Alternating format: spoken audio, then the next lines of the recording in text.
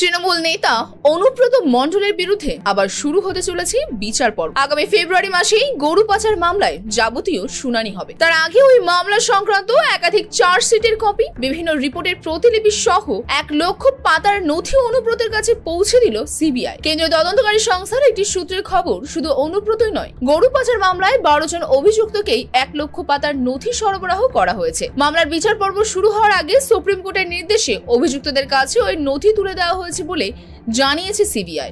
বস্তুত গত 22 জানুয়ারি সিবিআই এর আইনজীবী তথা কেন্দ্রের অতিরিক্ত জেনারেল এসভি রাজু জানান, সংশ্লিষ্ট মামলার তদন্ত শেষ, চার্জশিট জমা দিয়ে দেওয়া হবে। সুপ্রিম কোর্টের নির্দেশ রয়েছে আগামী 12 ফেব্রুয়ারি থেকে বিচার প্রক্রিয়া শুরু করার। বিচারপতি বেলা এম ত্রিবেদী এবং পঙ্কজ মিথলের বেঞ্চ ওই নির্দেশ দেয়। গরু পাচার মামলায় অনুব্রত 1 বছরের বেশি সময় জেলে। ওই মামলায় 4টি চার্জশিট জমা পড়েছে, কিন্তু এখনো বিচার শুরু হয়নি, কারণ তখন তদন্ত শেষ হয়নি। অন্যদিকে মূল অভিযুক্ত সহ বেশ কয়েকজন জামিন পেয়ে গেছে, শুধু অনুব্রত জামিন পাচ্ছে না। জেলে থাকাকালীন অনুব্রতের বিরুদ্ধে বিশেষ সিবিআই আদালতের বিচারককে হুমকি চিঠি পাঠানো অভিযোগ ওঠে। বলা হয়, অনুব্রতকে জামিন না দিলে বিচারকের পরিবারের লোকেদের মাদকের মামলায় ফাঁসানো হবে। সুপ্রিম কোর্ট তা নিয়ে প্রশ্ন তুললেই আজ রোহতগে যুক্তি দেন। বর্ধমান আদালতের কর্মী বাপ্পা চট্টোপাধ্যায়ের নামে ওই চিঠি পাঠানো হয়। ব্যক্তিগত রেশারেশির জেরে আইনজীবী সুদীপ্ত রায় বাপ্পার নামে সেই চিঠি পাঠান।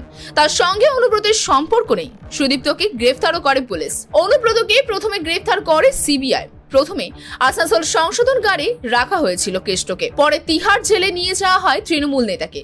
তখন থেকে তিহারেই বন্দী অনুব্রত। পরে তার মেয়ে সুকন্যা মণ্ডলকেও গ্রেফতার করা হয়, কিন্তু অনুব্রত মামলার ট্রায়াল কিছুতেই শুরু হচ্ছিল না। এর মধ্যে বেশ কয়েকবার কেষ্ট জামিনের আর্জি জানিয়েছিলেন, কিন্তু প্রত্যেকবারই তা খারিজ করা হয়েছে। তাই বিচার প্রক্রিয়া শুরু করা নিয়ে অনুব্রতের আইনজীবী সুপ্রিম কোর্টের দ্বারস্থ হন। অন্যদিকে ইডির আইনজীবী এসভি রাজু সুপ্রিম কোর্টের অনুব্রতের জামিনের আর্জির বিরোধিতা করেন। তিনি সত্যওয়ালে জানান, অনুব্রতই মূল অভিযুক্ত। জামিন পেলে তিনি সাক্ষ্য প্রমাণ নষ্ট করতে পারেন। উল্লেখ্য, অনুব্রত মণ্ডলের মামলা দিল্লি রাইস অ্যাভিনিউ আদালতে চলছে। Bureau report, big news.